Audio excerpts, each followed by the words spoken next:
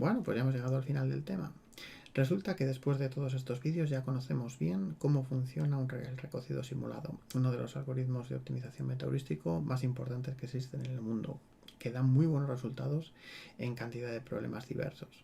¿Qué es lo que hemos aprendido? Bueno, pues hemos aprendido inicialmente que el recocido simulado se basa en una metáfora, en una metáfora termodinámica de un proceso metalúrgico en ciencia de materiales, que es el proceso de recocido. En cantidad de materiales, metales, aleaciones, cuando trabajamos en frío, cuando realizamos procesos de templado aparecen dislocaciones. Si queremos eliminar la energía del material, lo que se hace es el proceso de recocido, que consiste en elevar la temperatura para dar energía a los átomos y que puedan vagar y desencajarse de las zonas donde han quedado mal colocados, y vamos bajando la temperatura muy despacio de tal forma que sean capaces de encontrar las posiciones de mínima energía, que se coloquen en las zonas de retícula para formar el cristal metálico. Esta idea que se utiliza en metalurgia se copia o se intenta implementar en lo que se conoce como el recocido simulado. Este algoritmo de recocido simulado va a ser un algoritmo estocástico que va a tratar de evitar los problemas que te presenta la búsqueda local, que es quedarse en óptimos locales, permitiendo que bajo ciertas condiciones podemos ir a soluciones peores. Podemos degradar la solución con la esperanza de salir de un óptimo local, pero buscar en la búsqueda global.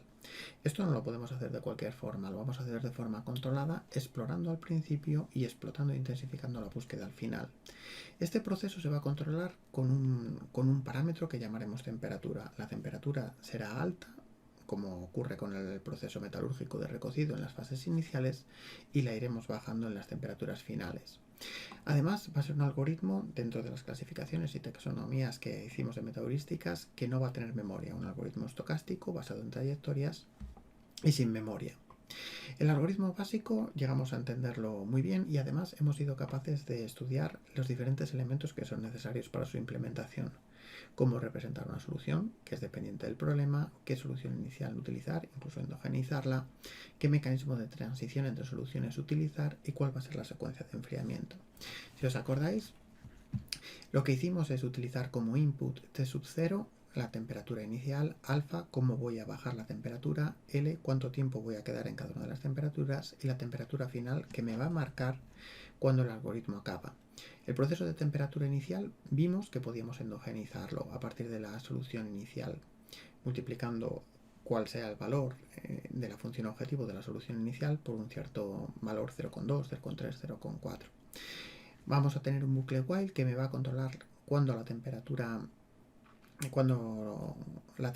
llegue a la temperatura final, que esto acabe, y recordamos que teníamos que tener cuidado, ojo con el mecanismo de descenso, no fuese a ocurrir que el mecanismo de descenso nunca fuese a alcanzar la temperatura final. Luego además este control se iba a realizar mediante un proceso for. Este for controlaba desde 1 hasta L cuánto tiempo nos íbamos a quedar en una temperatura dada. Cuanto mayor sea L, más tiempo nos vamos a quedar en esa temperatura. Y vimos que teníamos que ser capaces de generar nuevas soluciones vecinas a partir de una solución actual. Esto dependía de la representación del problema, dependía del problema en concreto. De hecho, es la única fase, la generación del vecino, que es dependiente del problema. El resto del algoritmo es válido para cualquier problema de optimización.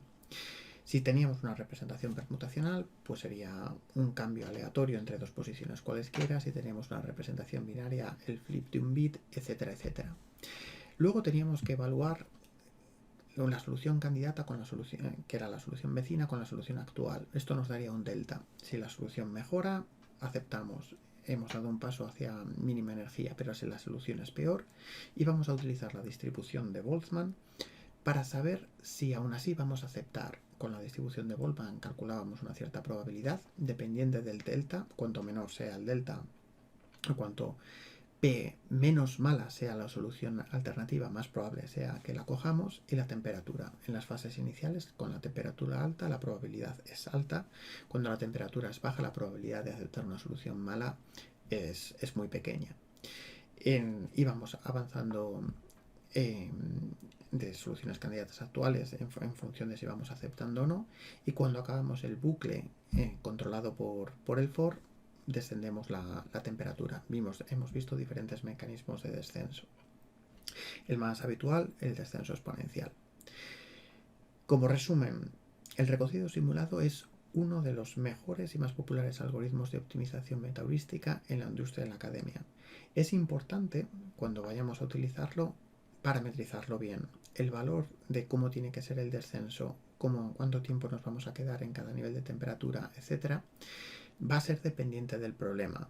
Si tuviésemos un problema en concreto, lo que deberíamos hacer es probar con diferentes valores para ver qué valores son adecuados a un tamaño o problema en concreto y trabajar en producción con esos valores. Espero que todo haya quedado claro y hasta el próximo tema.